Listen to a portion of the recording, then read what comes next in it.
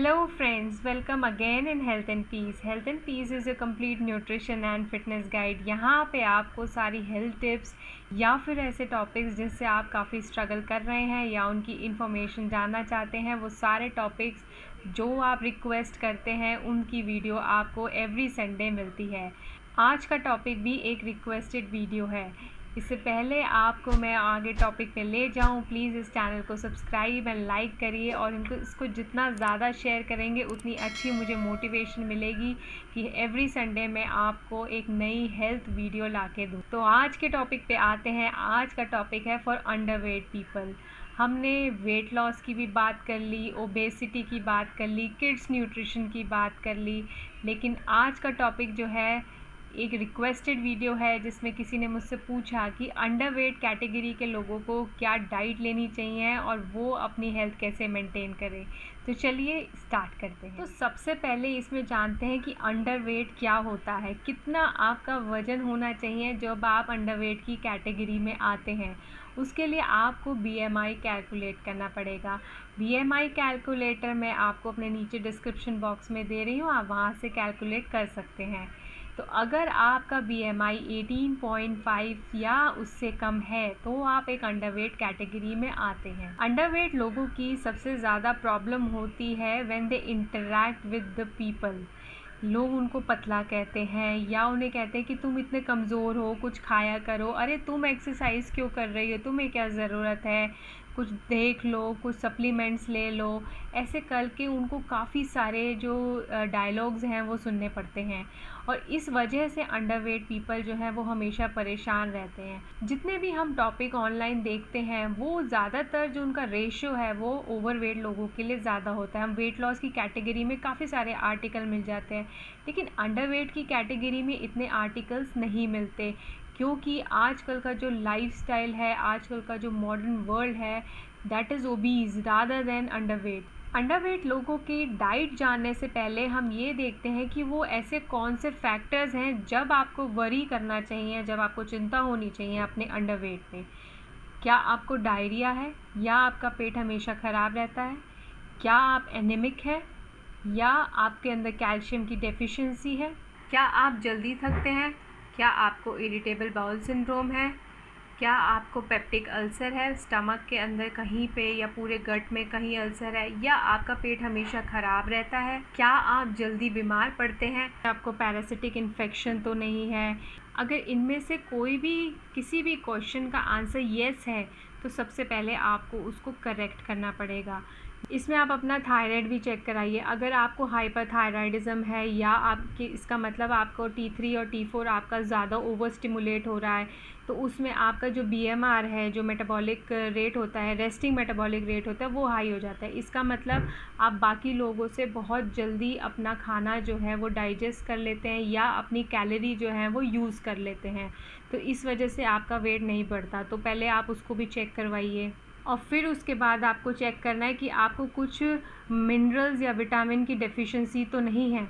तो अगर आपको कोई डिफ़िशेंसीज़ हैं तो वो तो ठीक हो जाएंगी, और अगर आपको स्ट्रेस है तो भी आपने अगर उस पर वर्क कर लिया या आपने मेडिटेशन के थ्रू अपने आप को डी स्ट्रेस कर लिया तो भी आपके वेट में काफ़ी फ़र्क पड़ जाएगा।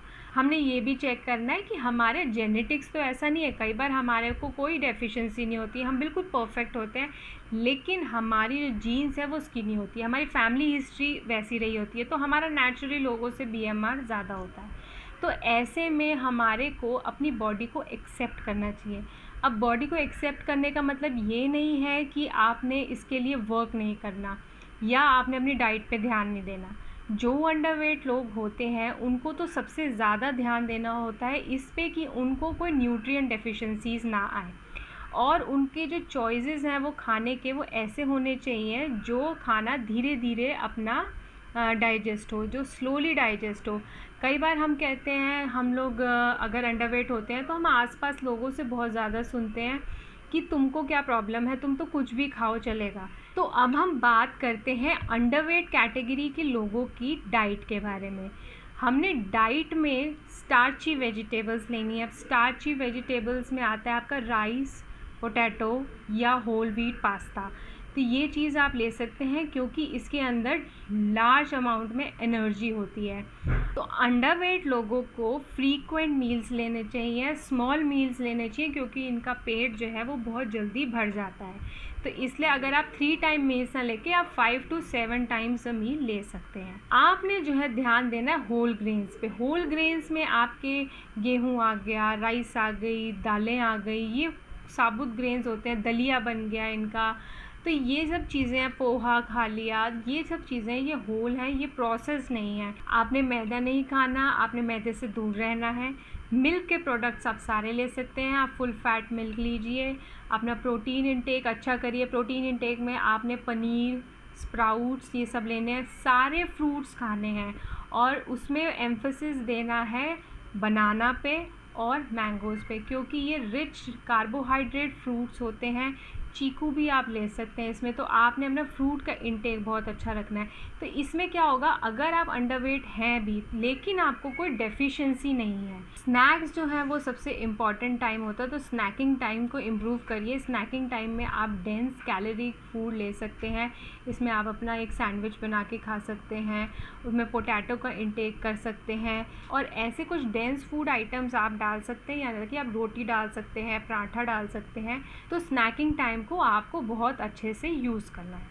एक्सरसाइज इसमें बहुत इंपॉर्टेंट रोल प्ले करता है। आपने एक्सरसाइज ज़रूर करनी है। कई बार आपने सुना होगा, आप तो अंडरवेट हो, तुमको क्या एक्सरसाइज की ज़रूरत है, तुम फिर आधे हो जाओगे, पहले ही आधे हो फिर आधे हो जाओगे, ऐसा होता है। लेकिन नहीं, हमने एक्सरसाइज करनी है। और किस तरह की एक्सरसाइज करनी है, हमने अपनी मसल्स को बिल्ड करना है। आपने वेट ट्रेनिंग करनी है, स्ट्रेंथ ट्रेनिंग करनी है, रेगुलर लाइट एक्सरसाइज करनी है, ओवर एक्सरसाइज नहीं करनी। रेस्ट जो है वो बहुत इम्पॉर्टेंट है। आपने अपनी बॉडी को ओवर एक्सर्ट नहीं करना। BMR आपका ऑलरेडी पहले ही हाई है, सब कुछ अंदर जो आपका जो स्पीड है ना शरीर की वो ऑलरेडी हाई है, तो उसमें हमारे को रेस्ट की बहुत ज़रूरत है। तो हमने उसको रेस्ट भी देना है। और last and not the least, सबसे इम्पॉर्टेंट, विटामिन डी। आपका विटामिन डी जो है वो बिल्कुल करेक्ट होना चाहिए। सन एक्सपोजर आपका बहुत अच्छा होना चाहिए। रोज़ रेगुलर वॉक करिए, अपना धूप में जाइए। अगर आप बुज़ुर्ग हैं तो बाहर धूप में बैठ के खाना खाइए या बैठिए। अगर आप छोटे बच्चे हैं तो आपको बच्चों को खेलने दीजिए, और अगर आप यंग हैं, अडल्ट्स हैं, तो आप मॉर्निंग वॉक पे जाइए। धूप का जो है आपका जो एक्सपोजर है वो बहुत अच्छा होना चाहिए। तो विटामिन डी की कमी बिल्कुल नहीं होनी चाहिए। तो आज की वीडियो आपको कैसी लगी आपने मुझे कमेंट बॉक्स में बताना है। और जैसे कि आज की वीडियो रिक्वेस्टेड थी, तो आप भी कोई रिक्वेस्ट कर सकते हैं। वीडियो मेरा हेल्थ एंड पीस का लोगो आपके सामने आएगा, उसको आपको प्रेस करेंगे तो वो सब्सक्राइब हो जाएगा। तो आपने इस चैनल को सब्सक्राइब करना है, लाइक करना है और शेयर करना है। सी यू नेक्स्ट संडे।